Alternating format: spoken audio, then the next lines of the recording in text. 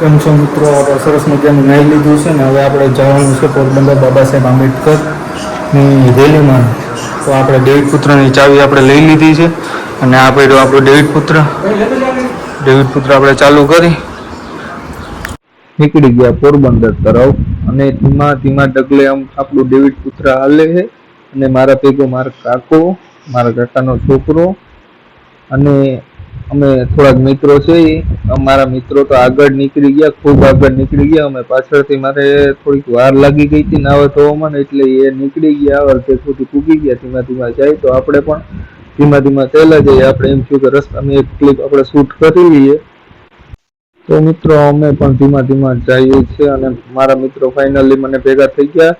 આપણે બાઇક તો ધીમું જકેલું હતું પણ રસ્તામાં એ થોડા ઊભા રહી ગયા હતા. આપણે વાટ જોતા હતા, એ માટે આપણે ભેગા થઈ ગયા છે. તો બધા બાઇક પોતાની સલામતીથી ચલાવે છે. તમે પણ સલામતીથી ચલાવજો પોતપોતાનું બાઇક.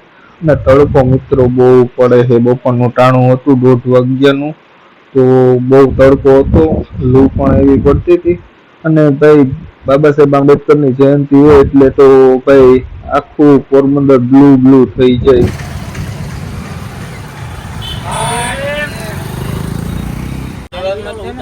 અહીંયા અમે પાણી પીવા ઉભા, પાણી પી અને પછી જવાના છે વિડીવાસમાં. તો આ છે ગૌતમ, કાનો વાત કરે, જય ભીમ, જા પાણી પી, જય ભીમ. આ અમારો જિલ્લો જો બધા બાઇકોમાં ઝંડા છે.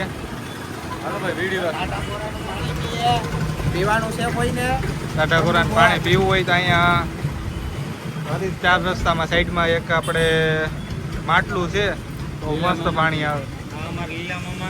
આ જો દેહી તમન છો, બહુ ઠંડુ પાણી આવે. આ જો દેહી તમન છો.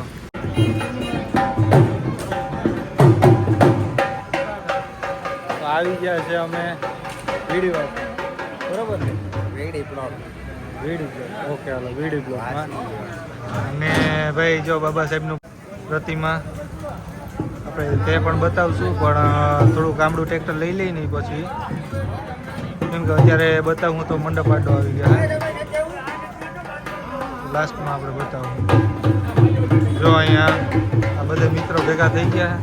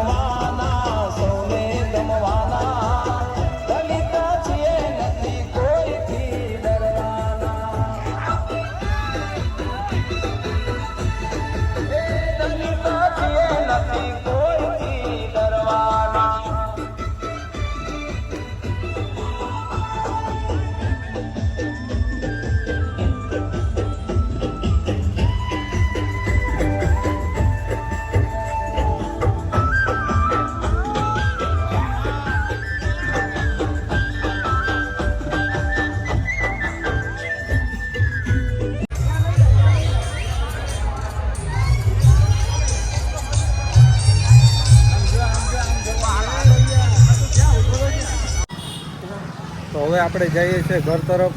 રેલી ખતમ કરી બાબા સાહેબને નમસ્કાર કરીને આપણે જઈએ છીએ હવે ઘર તરફ પ્રયાણ કરીએ. જો આ બધા હવે એમ થાય કે અંધારું છે ને બાઇકમાં પાછી લાઇટે નથી, તો પછી બધા પોતપોતાની રીતે નીકળવાના કરે અને બાઇક ઓછા છે ને માણસો વધારે છે.